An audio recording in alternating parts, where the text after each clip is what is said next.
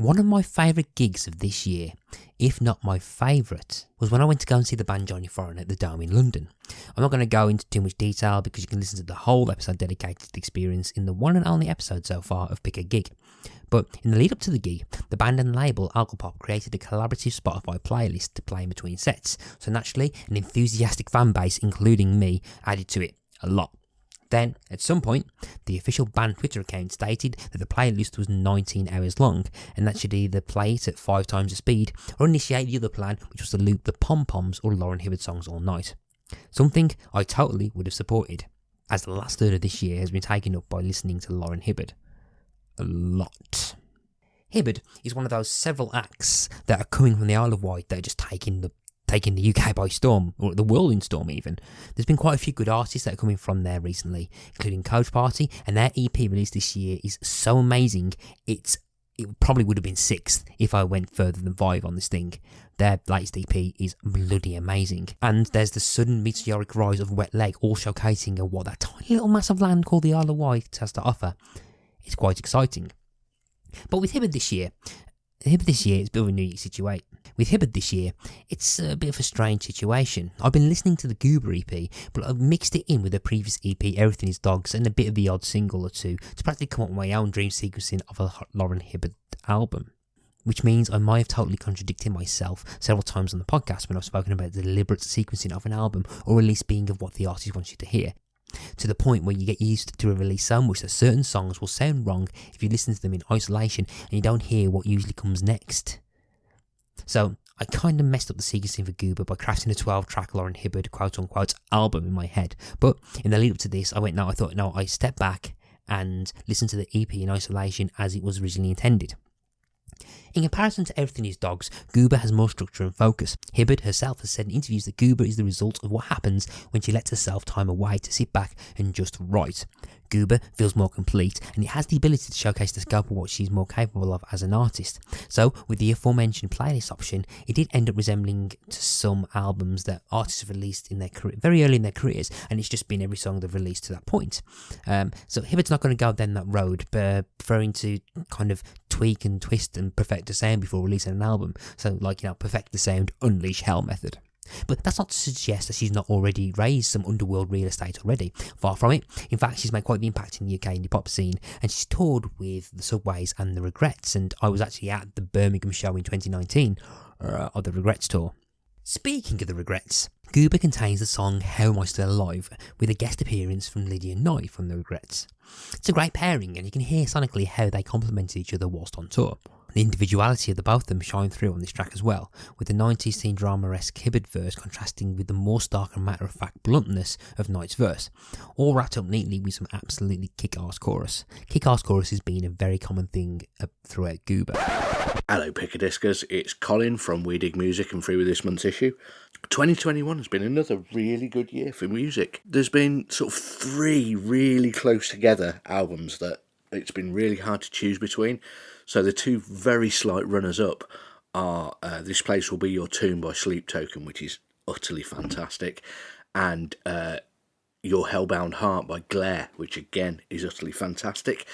But my overall favourite record of this year has been Halsey and their record If I Can't Have Love, I Want Power, which it's a pop record, but it's produced by Trent Reznor and Atticus Ross, also known as 9 Inch Nails.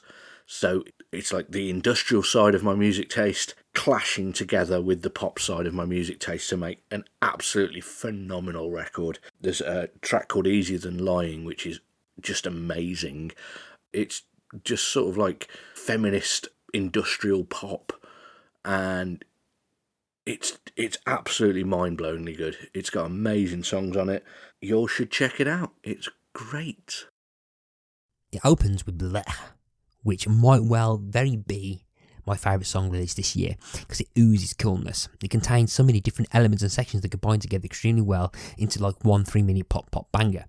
The chorus is also great to sing along to while driving to work, again mentioning the chorus. The EP ends with You Never Look So Cool, which takes it into kind of almost ballad territory. It's different to other songs on the album, but it's not the first time she's tried this. On Everything Is Dogs, she had the great song Shark Week, so this feels like it's a progression from that. In researching this song, I found an interview where she said that she wrote this song about a dream of her own funeral she had while she was on painkillers. She'd fallen down some stairs while carrying an amp at the time.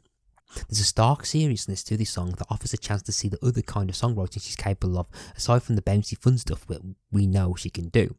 Crush is a banger. It gives a lot of Charlie Bliss vibes, with a bit of a spiky and punchy style, with some blaring synths that accent the energy that the song has.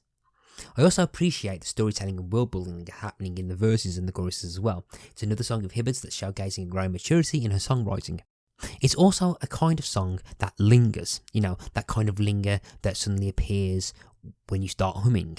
If Last.fm could scrabble hums, then God knows how many scrabbles that this track would have, because I've been humming that song like crazy. With old news, when you think about it, it's a serious subject wrapped in Weezer. But again, turning the subject on its head, Hibberd creates this narrative that belittles the owner of the said image, and it's a kind of witty and catchy song that it works well in the EP. And the last song to talk about, and this is somehow not being in the order that they are in the EP, and not even the order that I mangled up in my playlist, Boy Bye. Again, it's got a massive chorus, surprise, surprise, and it's something that has probably been said about this EP. If I've not said it about other songs, just accept that they've all got massive choruses. Again, it showcases Hibberd's ease of building an image of a situation, throwing in a bit of imagery to convey emotion at that. And you just look at that, again, referencing the chorus, just listen to the first line of that chorus. If I could lift you and hang you from the chandelier. It's brilliant, it's great. And it just leads to a great chorus, and I'm hesitant to say it's the best chorus on the EP, because I'll listen to another song and I'll call that the best chorus of the EP. It's hard to choose which song is the best chorus, I think. I might have contradicted myself earlier, I can't remember, even though I'm reading this from a script, but yeah, that chorus is brilliant. There are no duds on this EP. Each one of these songs a potential best song on an album style tracks. They have their own memorable moments. You talk wall-to-wall bangers, and they're all on this EP. And it's not an album that's my favourite thing this year, this EP, and I've just been listening to it a lot. I've been listening to Everything's Dogs a lot, and I can understand why Johnny Foreigner would just say that they'll just want to play Lauran Hibberd songs all night in between sets, because it just is great, uplifting, fun stuff to get a crowd going, and I look forward to and with that is the end of the 2022 Best Of series. And I was want to say, if you've been listening to us throughout the year, if you've just joined it this year, if you've come back after a long while, I'm just so appreciative that you've sat down and you've listened to everything that we've done, or bits and pieces every done. If you've not listened to everything, that's fine. If you just listen to this, hello, welcome. Stay around, listen to the old ones, and don't run away. So thank you ever so much for listening to Pick a Disc for 2022. We're about to start our 4th year. From January, we're starting with a biggie of a band in January. I'm looking forward to that. And next year, we'll see the 100th episode. And to put it bluntly, episode 100 was the first album I wrote down. I claimed episode 100 as a map pick, and I know exactly which album it is. And I've been working towards that episode ever since I started Pick a Disc. So I am so excited to start eventually planning to talk about the album for episode 100, because it will be my favourite album of all time that I'm covering on episode 100. I'm going to reveal that now, and people listening will probably automatically assume they'll know what that is, and they're probably right. But year 4 / series, not really a series, but year 4 I kind of see it as a series. But yeah, year 4 will start January, and I look forward to talking at you again, and listening and speaking to people. So again, thank you ever so much for listening to Pick a Disc, and I look forward to 2022.